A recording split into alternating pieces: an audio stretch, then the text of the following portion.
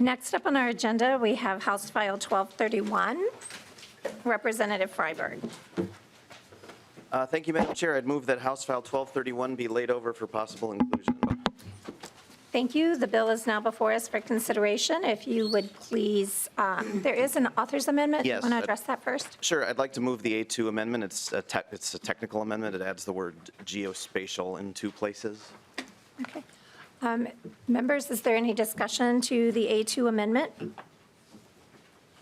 Seeing none, all those in favor of adoption of the A2, please say aye. Aye. Aye. Any opposed? Seeing none, the amendment is adopted. And please speak to House File 1231 as amended. Thank you, Madam Chair, members of the committee. House File 1231 is a bipartisan bill that will address the original infrastructure of the state, which goes back to the mid-1800s. When the U.S. government incorporated the West after the Louisiana Purchase, the government land office sent out surveyors to map the land. They laid out the map in 1-mile square sections and placed permanent markers at the corners. That work became the foundation for all property maps in Minnesota. Unfortunately, 180 years of farming, development, and just life takes its toll, and we know where only half of those markers are today. Less than 1/2 of the monuments, or about 148,000, have a known location. 150 years of neglect has taken its toll, and the flaws are becoming worse, and this can lead to more lawsuits. This bill seeks to find those missing monuments, lock them into our new digital map systems, and prepare us for the next 200 years. The bill creates a $10 million per year grant program for counties to survey and remonument the system, managed by the Minute office. This is similar to a Wisconsin program where they are spending $13 million per year on remonumentation. The cost is approximately $1,800 per monument.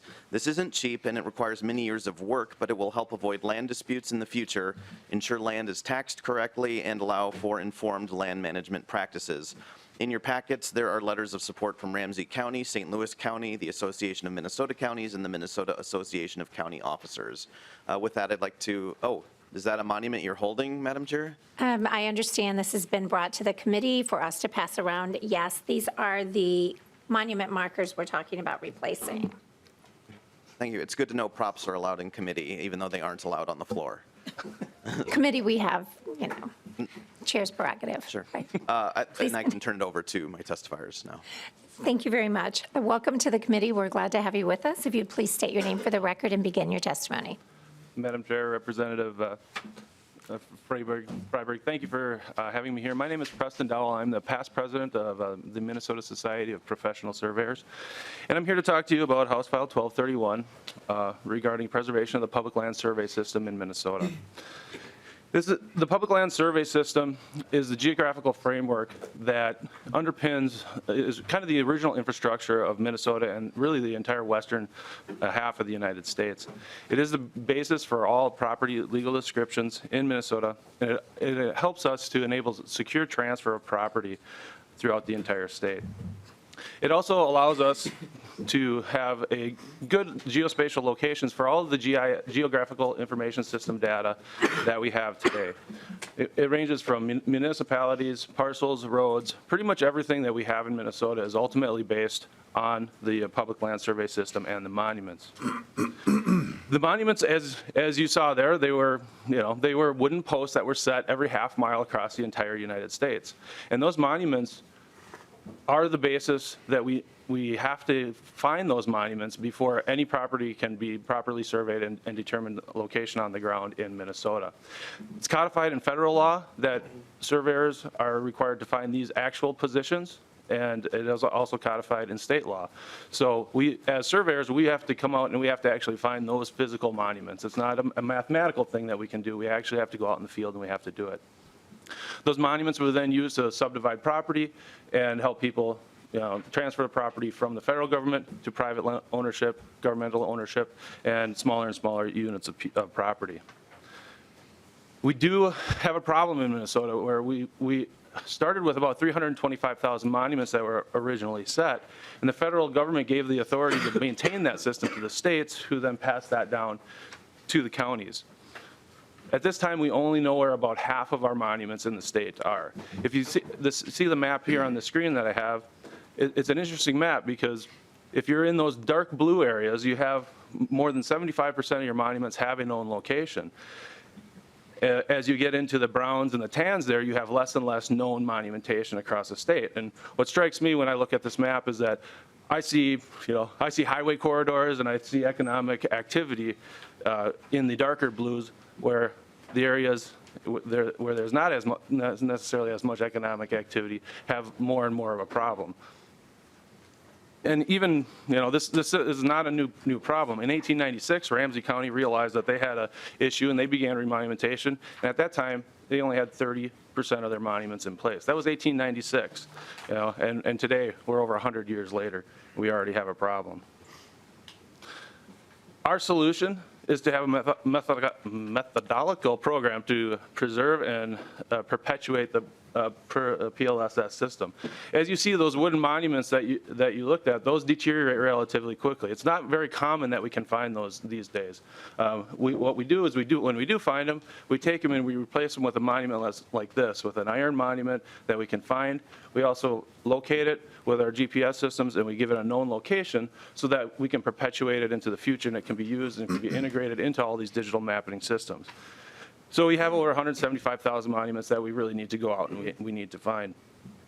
It does cost some money. It is not a cheap endeavor.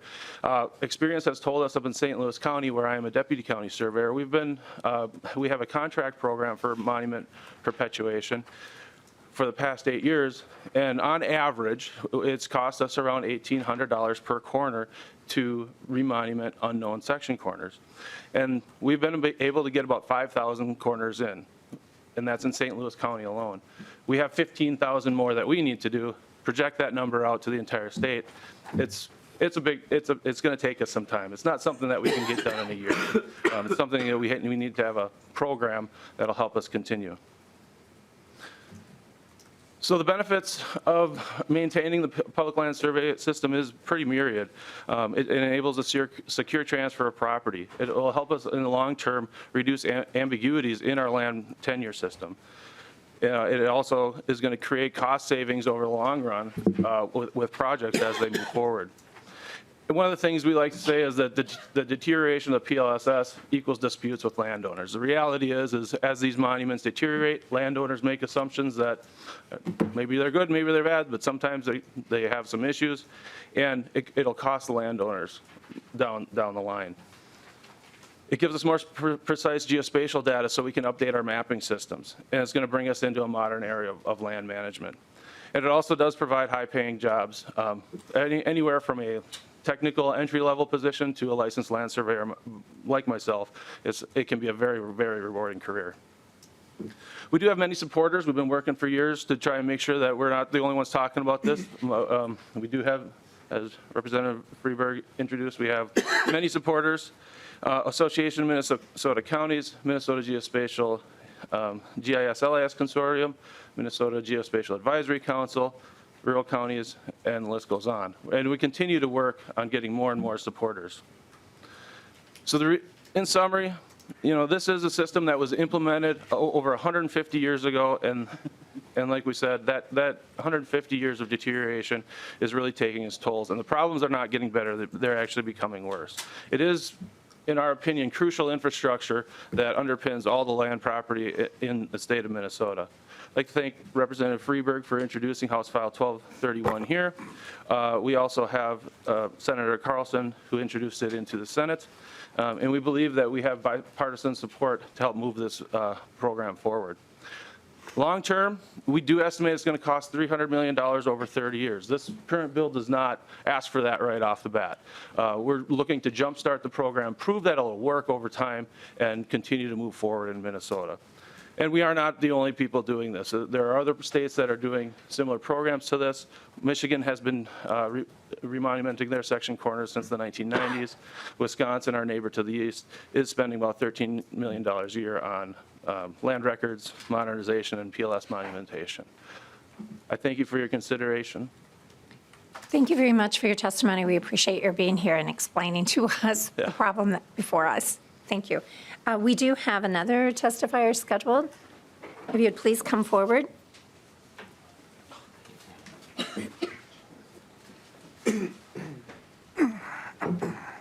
Welcome to the committee. If you'll state your name for the record, and then please begin your testimony.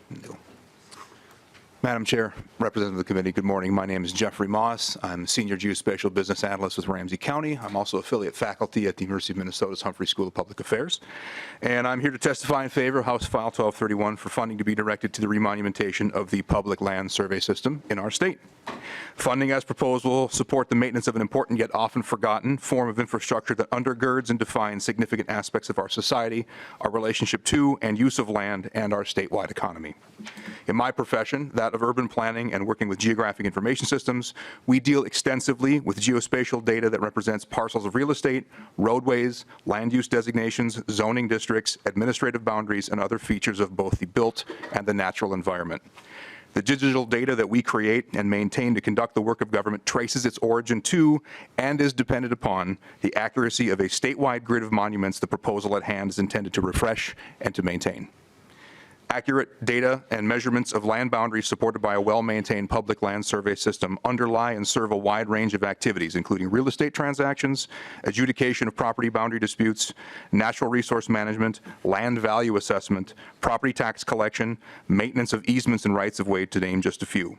Having a well-maintained and dependable grid of monumentation of this kind ensures the creation and maintenance of accurate digital data needed for natural resource protection, secure and accurate real estate transactions, accuracy and clarity for legal activity related to land, and supports the continued provision of land available for development, for forestry, for agriculture, for recreation, and other public and private activity which rely on the system. The proposed investment by the state to provide for the public land survey system remonumentation will extend its lifespan and be of enormous continuous value to the body of public and private professionals who rely upon it. In providing this funding, Minnesota can, as it often does, set an example for other states in maintaining this type of infrastructure for the benefit of its current and future generations. On behalf of the urban planning and geospatial professions that work closely with our colleagues in the survey profession, I voice again my support for House File 1231.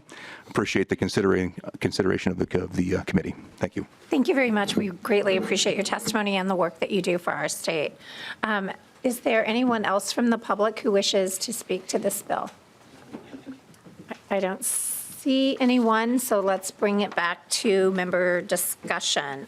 Representative Hewitt, Hewitt is first.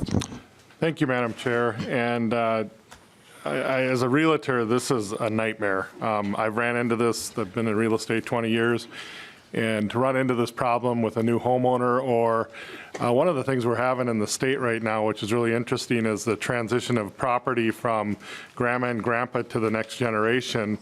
And they felt that they had their land spotted out where it's supposed to be. And if you read the description at the county, it's turn right at the left, turn right at the big tree, find the rock, and basically that's where your property ends. This is really a mess, and also state lands, from what I'm understanding, they're also, we're going off bad markers on that. So I think this is something we really got to take serious, and I would like to see it move forward. So thank you, Representative Freiberg, for bringing this bill. Thank you, Representative Hewitt. Representative Nash. Thank you, Madam Chair. My pathway to IT was actually through going to school for GIS. And this is a very important issue. So it's called cadastral mapping. So it's a map of land ownership, and it actually provides a very granular assessment of where the land is and how it's parceled out. And having something that can actually be given a geo-reference on a piece of land that then can be what's called ground truthed, go back to find the actual meets and bounds of the piece of land is crucial. And it actually, I think in the long run, will wind up saving money for local units of government who may have to reconcile disputations of land ownership. So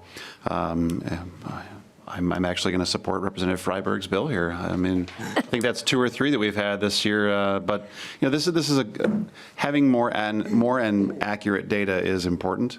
And you can't exactly, if you can't locate a marker, you can't actually build the boundaries of that piece of land off of that.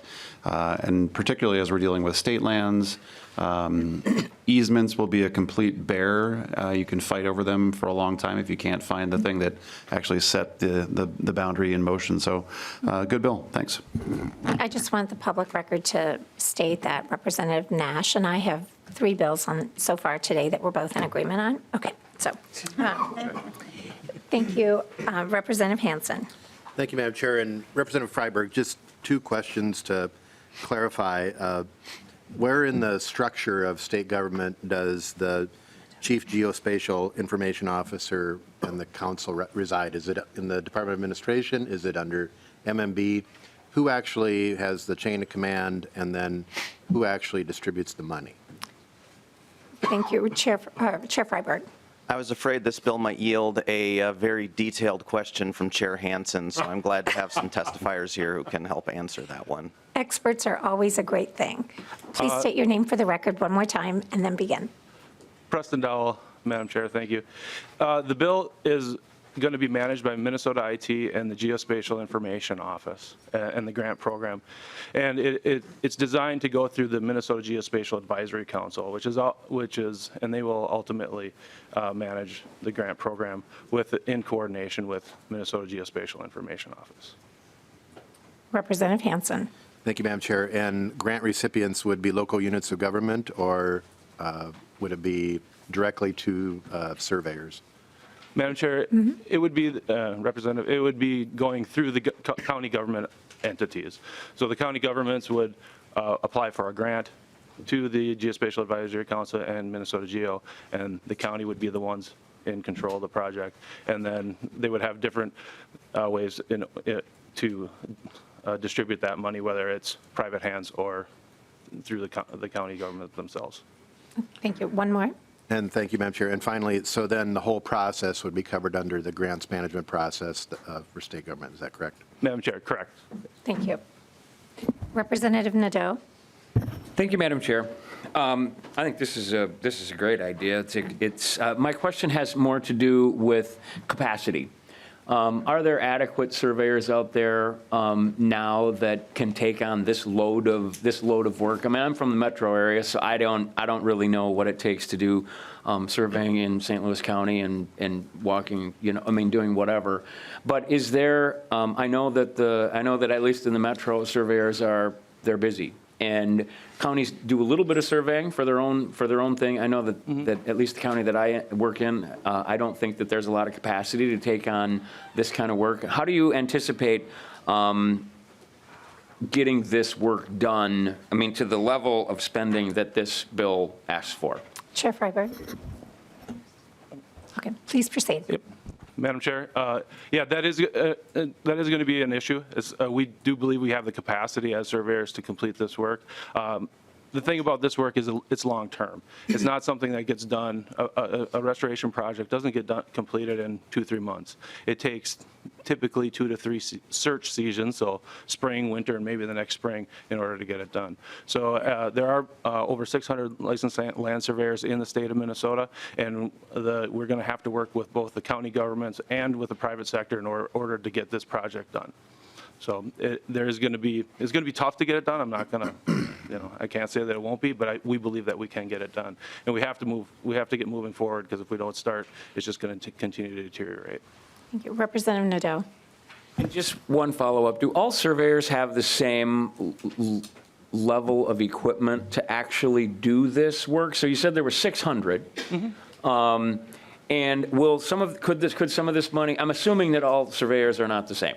That some are maybe more, there's more technology for some versus others.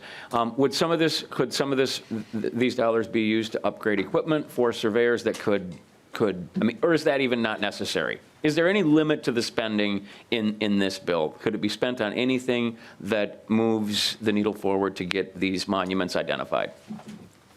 Chair Freiberg, do you want to address that, or your testifier? How about testifier. Please proceed. Madam Chair, Representative, thank you. At this point, the grant program hasn't been fully vetted out yet, but I don't see any reason why it couldn't. To your point, as far as surveyors having different levels of equipment, yeah, we do. There are some surveyors that have total stations and some surveyors that have GPS systems.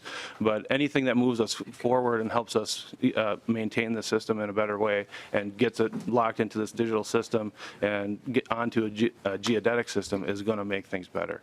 So I think that can be resolved through the grant process. Thank you, Madam Chair. Thank you, Representative Nadeau.